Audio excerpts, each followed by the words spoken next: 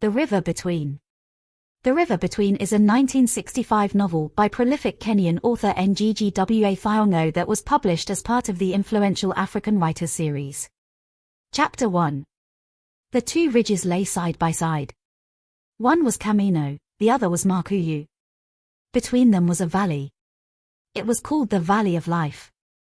Behind Camino and Ngũgĩ were many more valleys and ridges, lying without any discernible plan. They were like many sleeping lions which never woke. They just slept, the big deep sleep of their creator.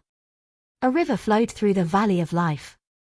If there had been no bush and no forest trees covering the slopes, you could have seen the river when you stood on top of either Camino or Ngũgĩ. Now you had to come down. Even then you could not see the whole extent of the river as it gracefully, and without any apparent haste, wound its way down the valley, like a snake. The river was called Honya, which meant cure, or bring back to life. Honya River never dried, it seemed to possess a strong will to live, scorning droughts and weather changes.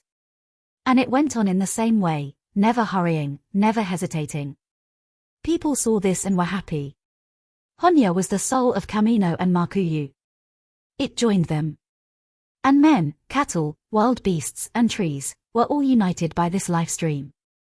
When you stood in the valley, the two ridges ceased to be sleeping lions united by their common source of life. They became antagonists. You could tell this, not by anything tangible but by the way they faced each other, like two rivals ready to come to blows in a life and death struggle for the leadership of this isolated region.